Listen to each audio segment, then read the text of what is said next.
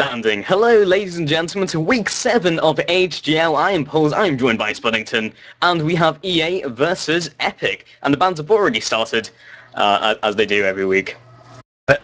Sometimes. Sometimes they wait for us, sometimes they don't. But, yeah, I have no idea what the bands actually are at the moment. Pick some bands. Could you let me know, because I need to look at the stream for this section. Well, the first band will be Kataroma. The second band will be Zaref. The third band will be Kazakhstan. And the third band will be Xinjiang. I can't think of any countries that you could take Katarina and make into Kataroma as a country. That's like maybe Italian Rome. Kataroma. But then it's not Kazakhstan. Kazakhstan kind of works if for some reason you wanted to turn a champion name into a country name, but no.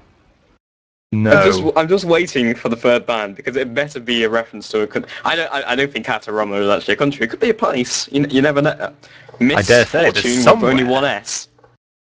Well, he's saying the word. It is. I do get that. Although to be fair, since playing League of Legends, and MF was already out by the time I started playing League of Legends, literally it took me a year to realise that it was misfortune. Yeah. Should we talk about like the what they're going for with these bands rather than the puns in the names? No, because that's the main part of the cast. You're honestly. Right. This is the pun cast. Tune in next week for us discussing alliterative puns as opposed to just mauling champion names. But anyway, right, Katarina ban, Kha'Zix ban. Both of those champions are very kind of similar. They're snowbally assassin champions. Kha'Zix is a bit more focused on getting down a single target, and Katarina has a lot more AoE damage. Kha'Zix still has a fair bit of AoE, I should clarify, but and both of them have that kind of reset jump mechanic going for them. It's difficult to play against, and I can fully understand just banning that out just because it's quite annoying to play against. Misfortune is more of a kind of flavor of the month, I'd say, ban. She's a very strong AD carry at the moment, sort of an ulti bot in a way. She just, has that ultimate, really destroys an entire team fight in the mid game. And her late game is high damage, but very unsafe because she has no escape. I don't mind banning Misfortune, actually. I quite like that. It does also knock out some AoE composition options. And up against that is a Xerath and a Xin. They went at the end of the alphabet twice, and then at the beginning. It's not actually funny. It's clever. It's clever bands. Messes with your mind. If they were Zeds, it would work. Yeah, it's a good point. Yeah. Zed, Syra. Yeah, there's a lot of Zeds. Billion. Anyway, let's pick Lulu. We're talking about these. So AoE compositions such as Misfortune and the Moo, definitely one of those. And yeah, so Zaref, Xinjiang, and Akali. Akali and Assassin, same reason really as Kazakhstan and Kataroma. But Akali is way more single target focused. Practically nothing AoE apart from her Crescent Slash, but as we all know, in low elo, people like to max that first. I have no idea why. So Zaref and Xinjiang. So Xinjiang, nice initiate. Seeing him a lot top lane, I still don't know if it's fantastic. He's got really good early game potential to get snowballing because he has huge amounts of damage, but he never usually gets to that point. He's very easy to gank. There's not much he can do to escape. I mean, he's got all data charge slowdown, but he has to run into them. He can potentially run to a creep, but again, it has to be an enemy creep. And Zaref is interesting because Zaref doesn't get banned all that much, neither picks, but I think people are starting to realize how much damage Zaref actually does because that ultimate combo does so much damage. I think his full rotation of abilities does the most of any AP caster, but he is very reliant on that ultimate to get anything done. Yeah, Zaref, actually I think Skara was one of the ones who pointed it out in a Twitter post where he just said, oh, Zaref does so much damage, what the but yeah, it's the other thing about Xerath actually is that his ultimate, which is so much damage. I mean, the ratio on it with AP is massive. The base damage on it is massive, and coupled with his stationary spell pan, it is massive. it's all AoE as well. So if you get caught in a fairly small AoE, but not tiny, not like Akali E range, you could very easily take a full ulti to 2 or 3 people, and that is crazy damage because he can take off 70% of your health with that. That's scary, and especially in the current era where magic resist is actually, to be fair, not that valuable at this point. But Spell Pen itself got nerfed in a way. The items all got nerfed, but the actual stat got buffed. Xerath stayed exactly the same with the Spell Pen on his W, so that just got proportionally even stronger than it already was. So Xerath, yeah, scary chap right now. Anyway, Jarvan, Graves, Maokai, Caitlyn, Taric, Darius. Indeed. Let me just tab up. Okay, Taric and Darius. We had a first pick. Oh wait, I need to scroll up. There was a joke in between. Wait. Who was first pick? I think it was One Man Army, wasn't it? Because he said Lulu. He didn't say L-U-L-U. Right. He said L-O-O-L-O-O. I got very confused by that. Yeah, you got out. Witted. Dead. Outwitted? Yes. Yes. That is actually a word. It is a word, that's why I used it. So sure? Lulu, first pick, interesting. Lulu is an extremely strong support at the moment, one of the strongest, purely because that ultimate is just ridiculous. Her laning harass is amazing, and it's worked with a lot of AD carry duos. So yeah, pretty strong first pick. Next couple picks will be Jarvan, Graves. Jarvan, massive initiate, Graves, huge burst damage. And interesting to pick that against a Lulu because Graves has comparatively shorter range than most AD carries. I think about like 525, I think. So he will be outranged. And against a poke lane he already knows will be Lulu, they will look for that hard engage. But again, the next pick will be Caitlyn. So Caitlyn, Lulu, Graves needs an engaged support to go along with that. Well, that's probably why Taric ended up getting picked up. Taric is the classic, I'm going to stun you, then I'm going to jump on you kind of support. He might have some problems himself with being kited. There's kind of this thing that can happen where Taric gets so keen to engage that he actually engages way behind the minions, and if he does that, they might actually end up falling behind, getting killed. It's not an ideal situation. But Taric is certainly one of the 2, maybe 3 viable supports with that Graves pick against Caitlyn, Lulu. I'd have said Blitzcrank and Leona would have been the other ones. Some people don't particularly like to play Leona, and obviously Blitzcrank has been nerfed quite a lot recently. And we've got the same bug as the LCS. Ooh, look at us. Look at the ban. All on one side. But basically the same stream. Also, I saw a Malzahar pick.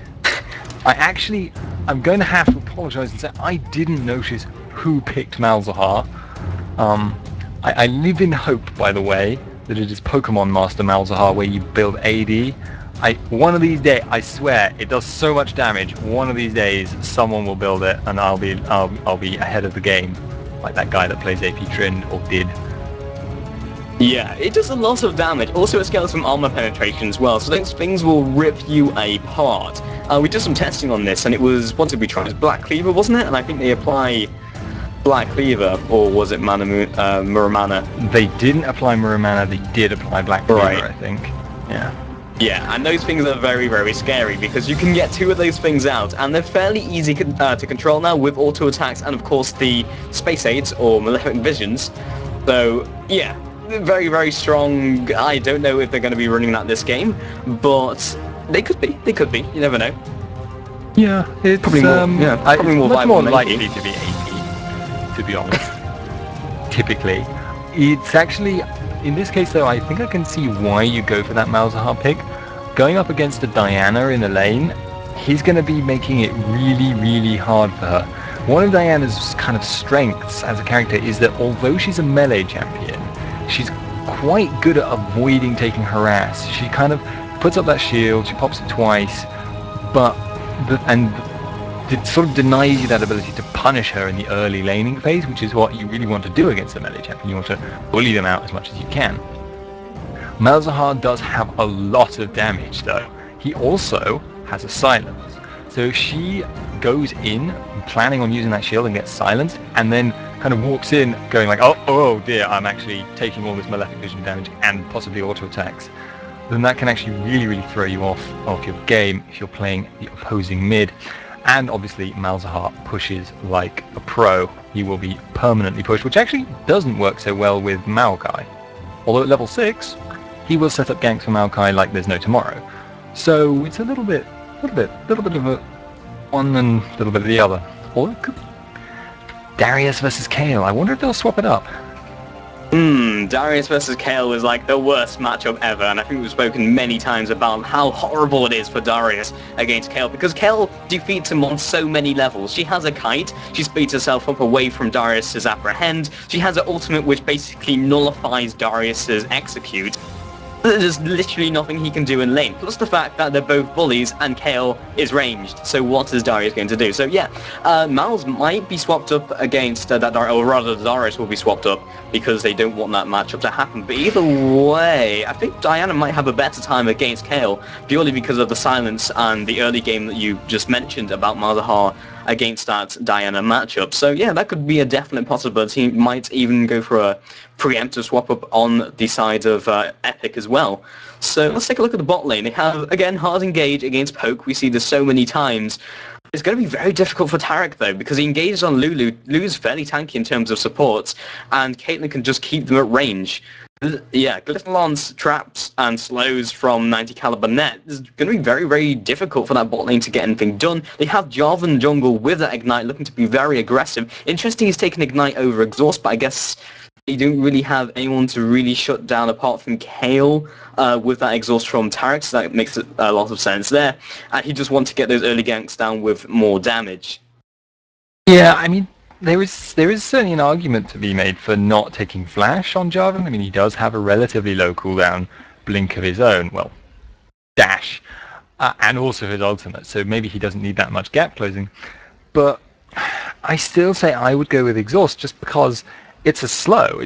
I mean, he has Aegis as well, so that will slow the person down. But Exhaust is a really massive,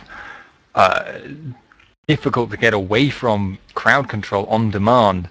And if you're not, whereas Ignite kind of falls off, to be honest, as the game goes on, and Exhaust will stay useful. If anyone gets fed, Exhaust will shut them down really hard in fights. And Jarvan is likely to be playing the initiator in this team. Him and possibly Diana in a pinch are going to be wanting to dive in. And it is actually a good point here. Diana, Darius, Graves, Taric, Jarvan, that's a really beefy team. They're going to be going all in, and they're going to be going all in hard. And they're up against a much more kitey, much squishier kind of team. Be looking to see if they can actually make that happen. It's all going to be down to that positioning play if it comes to a team fight stage on an equal footing. Yeah, definitely. And also going back to that Jarvan Ignite pickup, I guess it's because he has such nice gank lanes. He's got the stun from Taric, great burst as well, and the exhaust in that bot lane. He's got Apprehend from Darius. He's got Moonfall from Diana. He's probably thinking he's got enough CC along with the flank and drag to get anything done. Any more CC would be superfluous. So the Ignite does make sense in terms of lane ganking and getting ahead, and they will need to make something of that early game and mid game because they have a very strong team in that respect. The Taric kind of falls off when it gets to late game, and Darius gets easily kited. They have a very strong mid-game team fight. I wouldn't say they scale off, but as the game progresses, it might be harder since Purple Team, that being Epic, will have a very nice kitey team, and when it gets into that late game, they can siege with pretty much impunity. Yeah. Do you know what's just occurred to me? Yes. I think we're streaming on the wrong channel.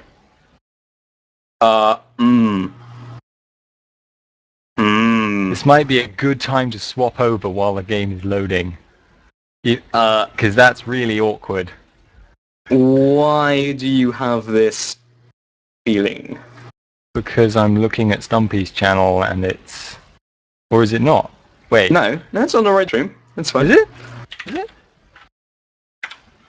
Is it on? Oh, okay. If it's on both, that would explain why I was getting confused. Because we were testing it on Stumpy's earlier, and And yeah, it's still streaming on that channel. And I looked at it and I was like, wait, 2 viewers? Wait, what's going... It doesn't matter that you didn't turn it off, to be honest.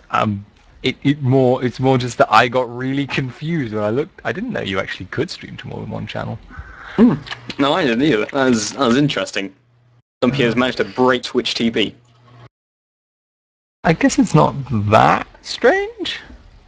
Whatever, I'm spectating from in-game now. I don't care. I'm slightly Makes no embarrassed difference about that. to us. However, my client did crash because I have just swapped over from EU West to America. Just cause issues. Your one, yes, yours is the client that always does that. Yes, it is. It's fantastic. But we are in game. I can't see it, but that's not too much of an issue. This is week 7. I am Pulse. I am joined by Spuddington. This is EA in the blue corner, and that is that's not Electronic Arts. That's Epic in the purple corner. I keep wanting to say that's EA versus Electronic Arts, which is the opposite of right. Yeah, well, no, it's not the it's half right. And actually, we're going to be seeing a level 1 fight. You're still not in the game, are you? No, I'm not. That's why I'm not by playing. Yeah, we've actually had to have Fire Seraph there flashing out. Flag went down. Didn't really do all that much. I think the apprehend must have missed there. Sorry, I was sort of waiting for I was waiting for Pulse to just smoothly transition in. He sort of wasn't there. But, I can go backwards and play by players if you want. No, I'm not too bothered. But anyway, a little bit awkward. But Darius went apprehend first. I think that's really the only serious lasting consequence here. Lulu and Kale have no flash. Jarvan has no ignite.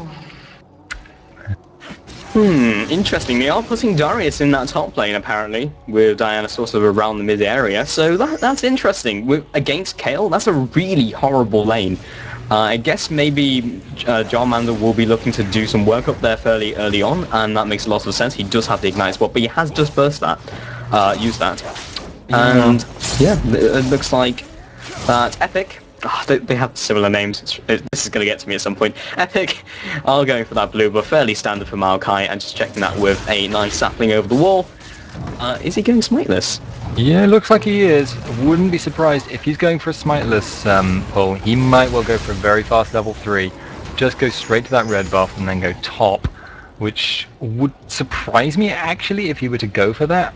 It might be that he would be looking to counter gank a Jarvan, but Jarvan is going for the level 2 gank, has been spotted by a ward though. Well predicted there by Epic. Yeah, they know that they want to shut down Kale because that lane is naturally horrible for that Darius. And the fact that they're going for that level 3, and quite possibly that top gank, because usually you go blue, you go red, that's past level 3, you've got 3 skills, you can go top. So yeah, great prediction play by Epic. And meanwhile on bottom, you can already see it's only level 1 to level 2 at the moment because they did pick up those golems. That being from EA, poke has already started. Stun goes down and the dash forward from Graves straight into the bookshot actually just ended up in a worse trade for them because as they retreat, Caitlyn's going to be shooting you in the back. This is a very horrible lane and it's going to be very, very difficult for them to engage in them and come out ahead. I'm not sure you actually noticed there, but Caitlyn popped barrier right at the start of that engagement there by Taric. She popped that barrier, instantly got taken off, so that actually worked out in the favour of the Graves Taric lane. And we have got Maokai coming in at top. Darius is much more extended than I thought. Twisted Advance comes in, knockback. He's getting taken down really quickly here. He is going to get out though. Flash burned, and a lot of health also burned. Yeah, and that's not a great situation for Darius because he will get into that stage where he's been slowed by Kale's reckoning and there's nothing he can do to get away. He doesn't have that flash as a nice sort of safety net anymore. And yeah, that just made this laning phase even harder. So meanwhile mid, let's take a look at this matchup because we basically predicted in Champion Select that Malzahar would have a nice time against Diana. Diana wouldn't be able to do too much against him. He is pushing very, very hard and Diana doesn't farm amazingly on the turret, especially because of her passive is very, very difficult to control sometimes in that sort of scenario. And look at Malzahar going for those rapes as well, so he's really looking to farm up in this early game. He does have the flask, But I don't know if he's going to be able to sustain himself that well. He is spamming spells like no tomorrow. Well, the interesting thing actually though is because that Voidling was tanking the Wraiths for him, he took almost no damage from that. That's actually, if he can keep taking this, if he can keep taking that Wraith camp, they're more valuable than they were in Season 2. That's quickly going to add up to quite a lot of bonus gold. And Kale smells a rat here. Jarvan is kind of thinking he can go for it, I think. Black Mamba just going to be poking around. Meanwhile, mid, we do have a from Maokai. Nice arcane smash into the sapling. Will just miss. Ignite goes down as well. That will not result in the kill. And it's kind of interesting at top because Jarvan flagged and dragged over the wall. But I think Hale may have seen him as he was transitioning into that brush with that ward. So, yeah, he spent a lot of time up there, and that will be sapping Darius' EXP as well. Yeah, I think I actually saw something quite similar last week from Epic, I think, running Jarvan the 4th.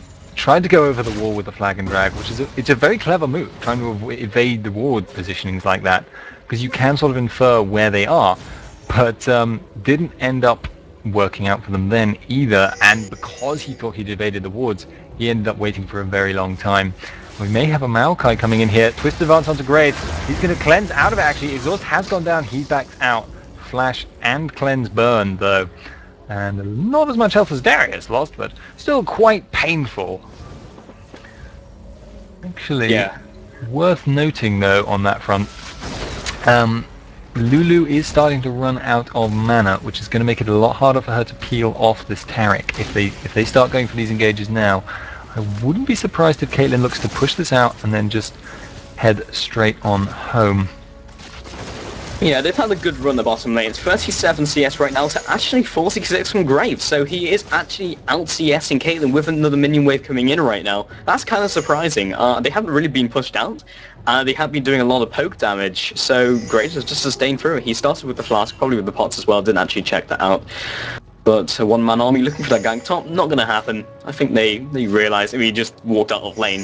So, yeah, that will happen. And they are pushing mid down very hard. They're punishing Lazahar for leaving the lane. And Maokai will just be walking in, looking to soak up some of that EXP.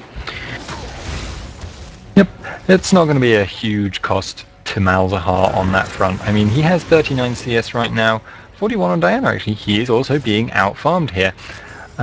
On the other hand, the goal difference between the two of them is actually about 50 in his favour.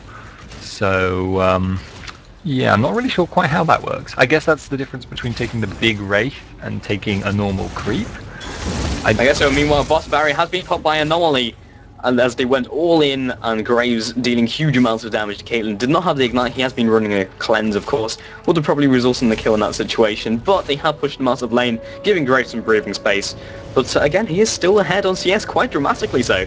So he's in pretty good position. Yeah, and I actually really like the fact that he started with a crystalline flask here.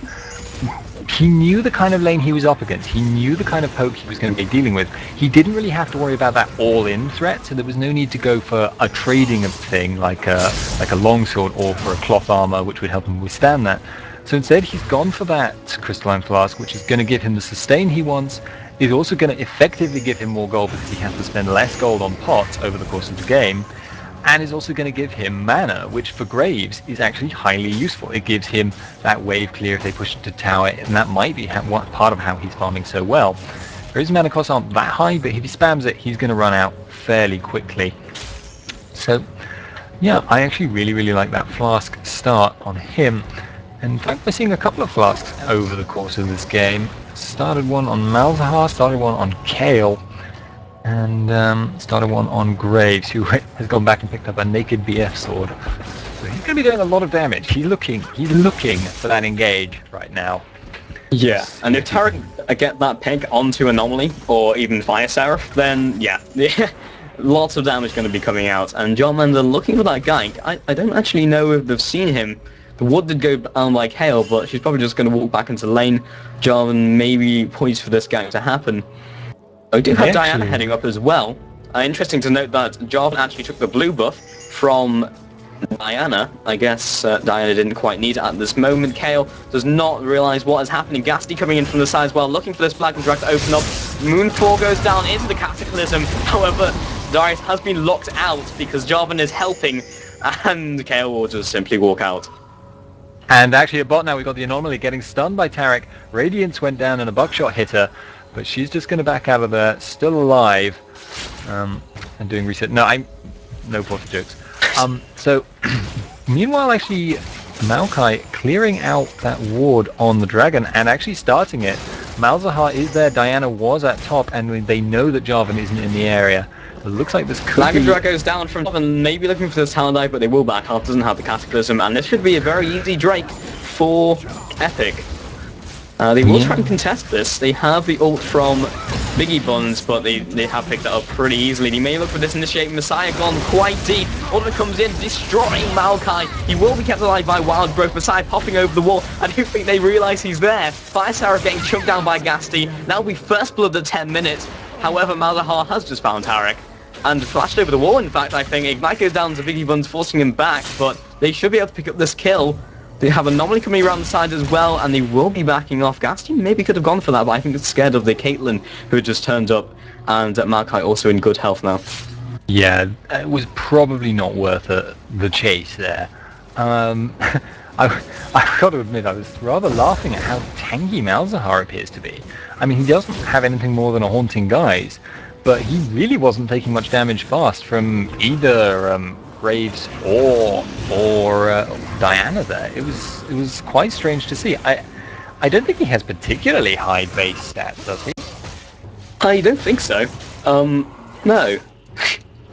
Let's take a look at his his magic resistant armor is pretty standard, so I'm not really sure. He's just a raid boss for no real reason. Yeah, I mean, Haunted Guise is a little bit of extra health on him. It's going to help him out. And you can always count on, by which I mean you can't count on it at all, but sometimes it will screw you over horribly. You can always count on the Voidling to block random skill shots, which I claim is an effective increase in health. Yeah. I'm lying, but it is. It is. It depends how it works out, but yeah, the randomness of the Voidling can potentially save Malzahar's life, and he will be going for those rapes once again. So let's probably take a look at some of these builds. Lulu gone for a pretty standard support build of wards and wards. Hasn't yet eaten the biscuit, and he may be encroaching on this Anomaly. Oh, the Dazzle. Oh, the Dazzle will hit Caitlyn momentarily. Still going. There we go. Oh, yeah. It's actually strange though, because the projectile seems to hit them even when the actual particle effect hasn't. And it looks like Jarvan may come in at top here behind Kale. Darius is actually not doing as badly as I thought though. Jarvan going to be coming in here. He has got the red buff. He walked right past a ward. Flag is down. He ults in first actually. Kale has still got her ult up. She's not going to get out of this though. They have in dunk range. Yeah, she was within dunk range, and Darius going to be quite happy to pick that one up. She's currently 1-0. I'm kind of surprised that Kale hasn't been bullying him out more. She's actually behind on farm. That kill is not going to help either. But generally, she's just been keeping arm's length and just farming, which is not the type of strategy you want against a Darius when you have such a massive inherent advantage. Yeah, I think it's probably, though, just because there's been so much jungler pressure here. Yeah. I mean, Jarvan has been up there, what, 5-6 times now? I think it's kind of understandable at that point to fall behind a little bit. Although Jarvan doesn't seem to be suffering for it too much at the moment. Hasn't got any kills, has only got 41 CS, but he's at level 8, and the rest of his team is, 8, 9, not too bad, not too far off. In fact, the highest level in the game is Malzahar by a significant margin. He's level 10. And Malzahar, he has put the ward down. He will see them, but one army getting chunked down by Gasti. In with the Ignite as well, and Maokai will be resetting that blue. They knew they wanted to go for that. It's about 13 minutes 39. They didn't have a ward around the area. Kind of interesting. I don't think they actually had the timer on that, but they have picked up the kill. So there we go. Malzahar picked up the Liandry's Torment, which is burning. Yeah, they changed it recently so that it doesn't concern itself with damage over time, but it has a slightly weaker effect, I think. Yeah, Malzahar's dot is already one of the strongest in the game. Couple that with that additional damage over time from the Liandry's, and it's really going to burn a lot. And Caitlyn there, Lulu very low. They might look to bait a dive here. Maokai is waiting in the Darius wings. not in good shape. But we do have Jarvan coming in from the tower as well. I don't think he'll catch up in time, and Kale should be able to get out of there, especially with the heal movement speed boost as well. And nothing's going to happen bot lane either. But also going back to that Leandria pickup, I was reading yesterday on Reddit that there is still a bug with it, and even though they had fixed it, it broke again. So there's actually, you are losing quite a lot of damage from Leandria's on overtime spells because it doesn't apply afterwards. Meanwhile, bottom, we will have an engage from Messiah. Fire Seraph going very low, but they should be good to go. Gasti also turning up for the fun. And maybe pushing in this turret. I mean, it's the lane they want to get out of. I don't know if they... Well... They're certainly going to feed in the creep wave. The question is whether they go for the actual tower itself. I wouldn't be surprised if they did, and I honestly wouldn't be surprised if they didn't either. It's kind of 50-50. They actually have the advantage in this lane right now. If they stay in, they get more farm. Does look like they're going to be going for it though. Grades right now, 140 CS, whereas Caitlyn is 105. Not quite at the same level. And looks like they're just going to try and reduce the amount of farm that Caitlyn gets out of this, but still take the tower. And I guess that is going to give them that global gold advantage. They want to start capitalizing at the moment. They do have a significant gold advantage, and I feel like Dragon should be coming up relatively soon. In fact, yeah, in 20 seconds. So I'm not sure they should go back here. Yeah, but the fact by taking that turret, it means they can roam around, and Graves is definitely stronger in that roaming phase, especially when he's ahead as well, because Caitlyn really can't push him back, and because they're not ahead, they can't really siege any turrets without being hard engaged by the hard engaged team. So right now, EA is in good shape. They can really force any objective they want, and Drake, as you just mentioned, has indeed popped, and we will have Epic going for this. One-man army just around the corner. He doesn't have very much mana. He has popped a flask stack, however. We'll have Jarvan coming around the side. They will be stopping this from happening. Bot lane did go back, but the threat of Jarvan just being able to initiate on them did force them back. Meanwhile, we do have the top lane still up there, but Kale not able really to touch Darius. Now he's picked up the Hex Drinker and the Ninja Ally, and Kale is very centered around those auto attacks. Yeah, it's actually... I think part of the reason they backed out there, though, was that Jarvan is level 9, so his smite is 2 levels worth higher than Maokai's. Maokai doing 670 true damage, Jarvan doing 730, and particularly when you're up against a diamond elo jungler, you generally don't want to get into a disadvantaged smiting contest. It very rarely ends well. It does look like they are going to actually form up for this again. This is the Dragon Dance. We've actually got Jarvan going in, Capital goes down. Maokai ultimate is down. He's just going to be... We've actually got Malzahar ultimate going on. Jarvan, no null zone though. So they're going to be trying to back out of this. Maokai goes down to the Crescent Slash. And I suspect there might be a Dragon push here. I don't know. But, if I had to guess... Yes, because they will be going down very quickly. Damn, son. There's quite a lot of burst damage they have on that team. And also the Maokai pickups, there is no way that he can contest that, so everyone on Epic will be retreating. That's 1-to-1 Drakes right now. And Darius did take that opportunity to get some damage onto that turret as well, even though he's like ahead in that lane very, very slightly, and plus the kill as well, so he is definitely ahead. He just wants to get this tower down because it's frustrating to play against Kale, and it's very, very difficult to actually get a kill by himself for all of the reasons we mentioned earlier. So right now, they're 4-1 on EA. They are about 3k gold ahead. They're in good shape, and probably looking to force objectives because they want these fights to happen. Yeah, it's quite interesting because they have this kind of much stronger fighting team, I would say, but they do have to be very concerned that in low number skirmishes, I really feel like Epic's team is going to shine very strongly because they have that ability to just shut people out. They have Kale ultimate. They have that ability to, make someone completely invulnerable, which is completely fair and balanced on a 36-second cooldown at max rank with max CDR. I mean, what? Sorry, I'm not bitter. But, so, yeah, and they also have that, Lulu ultimate, which is really good, coupled with that Maokai. They jump in, knock everybody up, and that's not so reliable in a full 5-on-5 because it's unlikely you'll get everyone that grouped up. But in a 2 or 3 man fight, that's really strong. And in a 2 or 3 man fight, you also have the fact that Malzahar's biggest weakness, which is being interrupted while he suppresses someone, kind of doesn't apply nearly as much because it's much harder to reach him if he's in that small number of people, and it's much easier for him to count out the crowd control abilities that have been used and just, sort of time his grab, time his blog perfectly. Time his blog. The tech line. That was a very good Mazahar, thank you. I think the Voidling came out. No, so anyway, Graves. Yeah. Graves is quite farmed, by the way. 190 CS and 19 minutes. Alright, nearly 20 minutes, but that is a lot. He's actually been farming, he must have been farming several lanes or completely perfectly. Because that is a lot of creeps. Yeah, and especially the Caitlyn lane and the Lulu, that's an extremely high poke lane. That's not something you expect from the weaker lane, basically, the one who really can't engage on them. So yeah, he's been farming pretty damn well. And that's really going to help them out in this sort of mid-game team fighting phase. He's already picked up the Bloodthirster, and he's got 1,800 in his back pocket. So yeah, they're really in a good position. They are going to force down this mid turret. They have a lot to pin them down though, that being from Epic.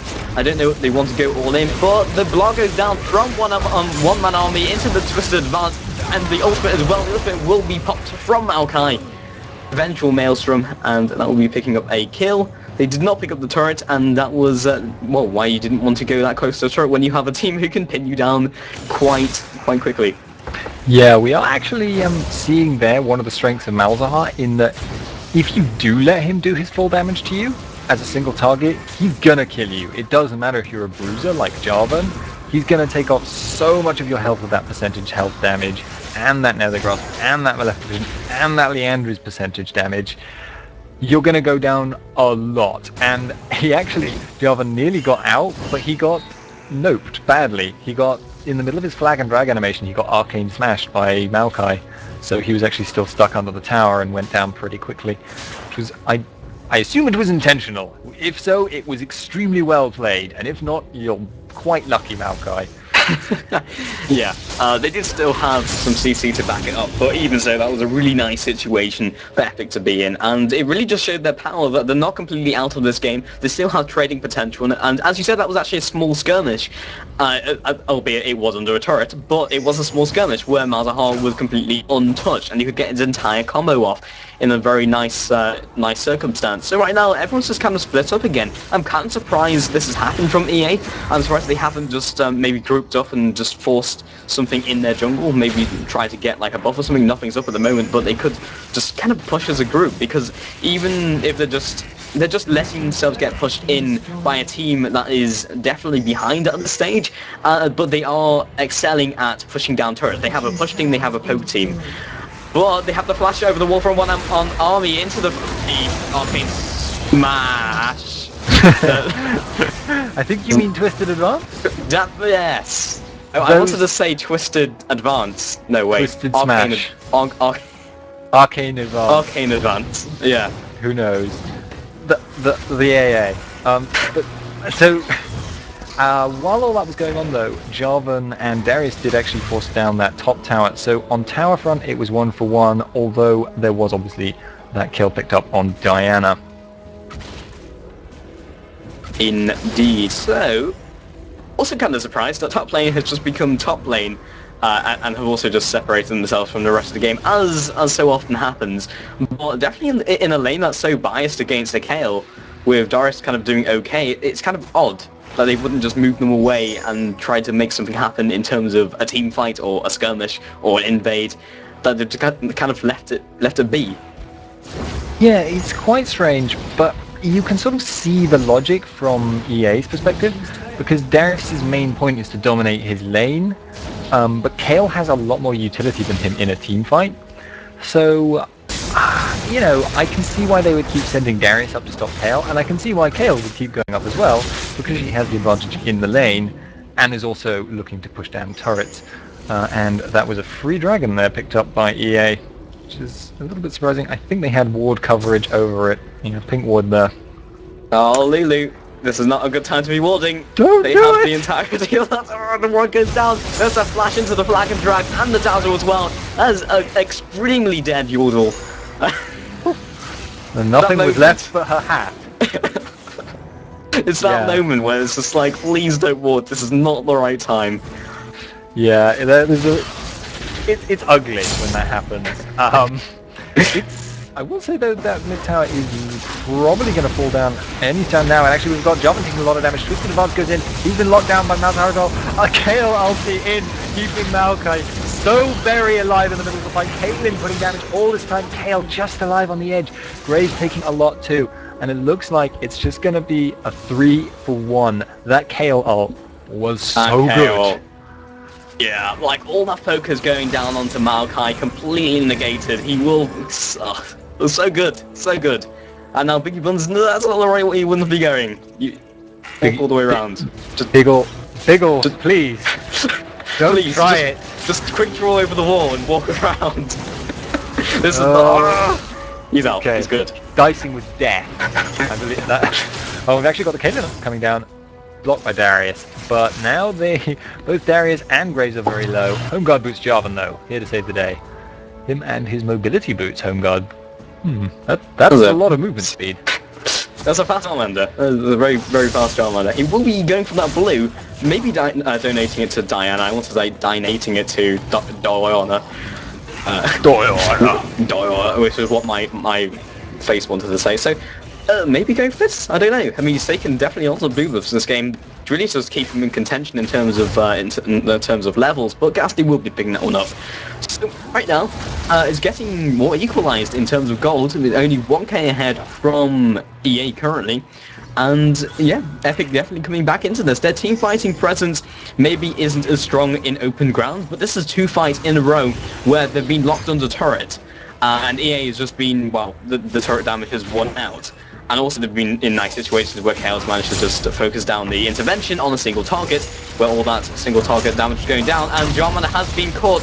Cataclysm goes down, but he's not going to be able to get out of there. That will be Black Mamba on a killing spree, and they can't really do very much about this mid turret being sieged down by the siege team, double AD carry essentially. However, I do think Kale has gone AP hybrid. We'll have Twisted Advance coming in from Maokai, looking for Saladai. Intervention comes down. Intervention from Maelstrom will be cancelled. Ghastly has been pinned down, but Malzahar will also back up. Biggle Buns has quick draw into the enemy team. Will be walking on out of there, and they will be backing off. That has stopped the turret push. No one actually dying from that engage, but I was, yeah, Biggie Buns, you are a baller, but maybe a bit too much baller at times.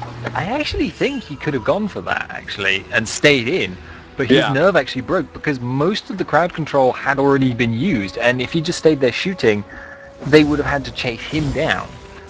I might be wrong, but True. I think I'm right. And actually, it's looking like they're going to go for this Baron here. Darius is just going to start this right off the bat. Lulu and Malzahar are still in here, though. Kale is hanging around. They're a little bit depleted, though. There's a very strong risk that the enemy could just turn and burn.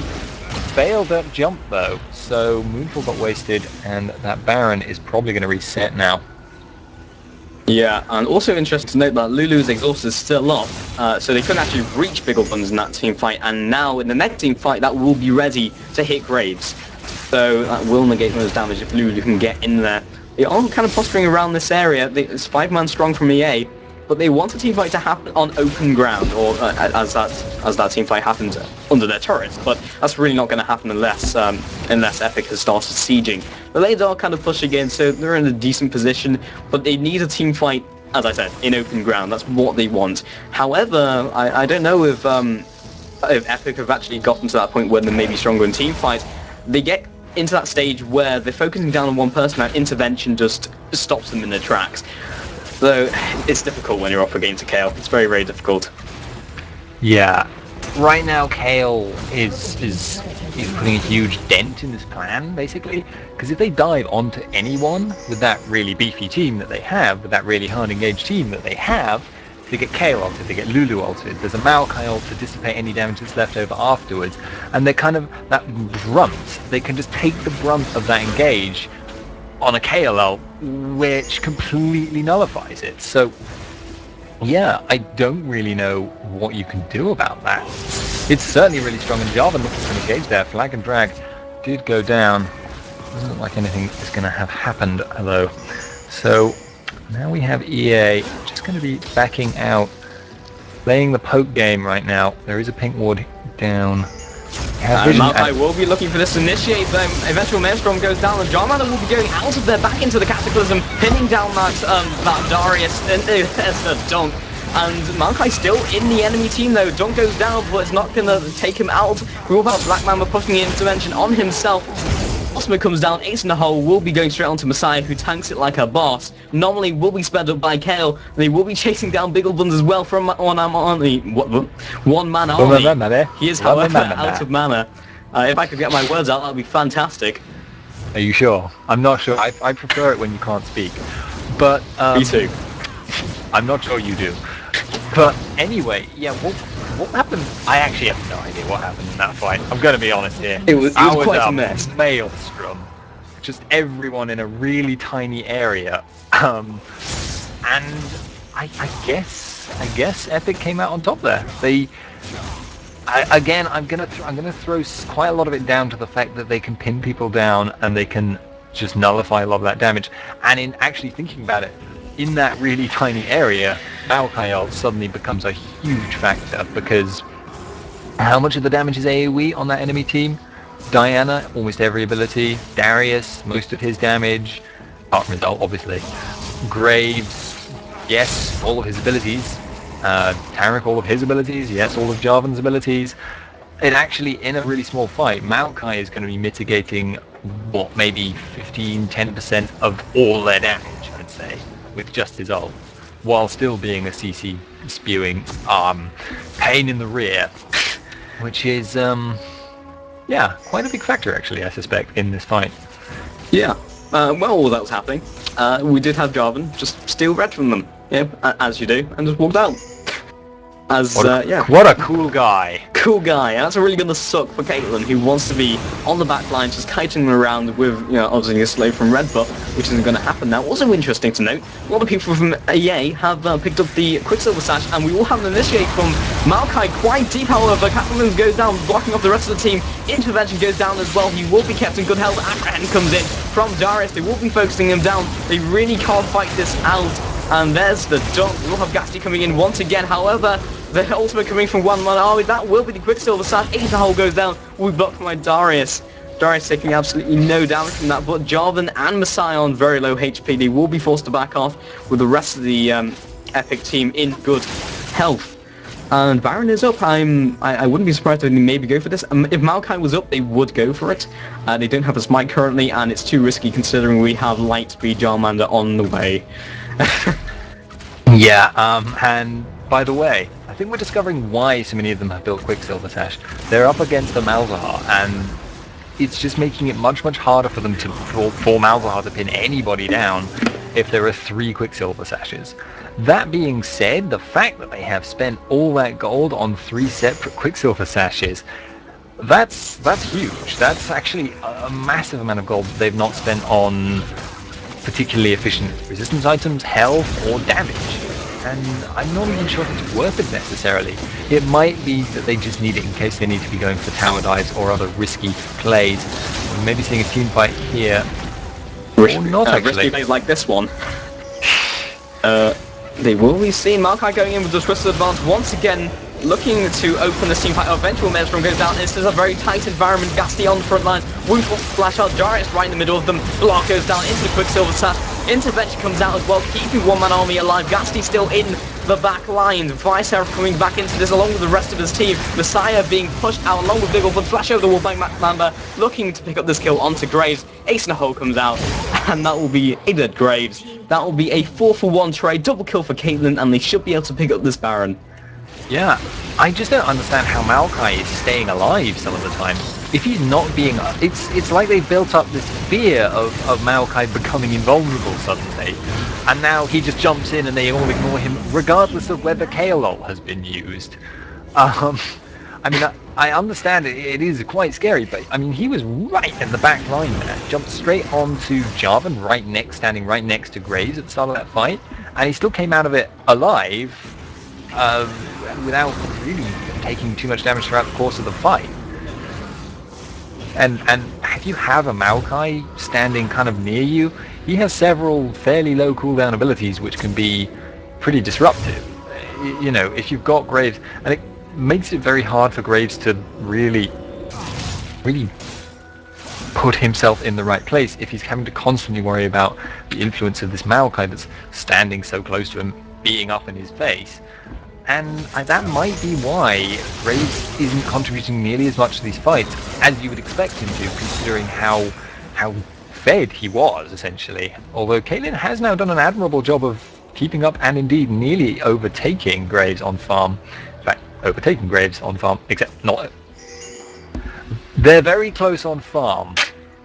That's but what Caitlyn has more kills. We'll get there eventually. Well, they were farming as I was speaking, which was kind of making my quotes as I was speaking them wrong. But it is going to be a really strong push now coming out. Epic are looking to just siege this tower down. Maokai might just tank this. Yeah, they are very much capable of doing so. And Diana is the only one here. Darius has her home guard boots. He's coming in. Misses the apprehend though. Graves going to be just shooting some minions. That's actually half health on that tower. Yeah, and they're going to try and just keep themselves just pushing those waves back. They have pretty decent wave play. I mean, they have the Darius with the Decimate. They have Biggle Buns, of course, with shots. But there is initiation potential, and does harass alone onto Jarvan, who is supposedly the most tanky member on EA team, is getting quite chunked down.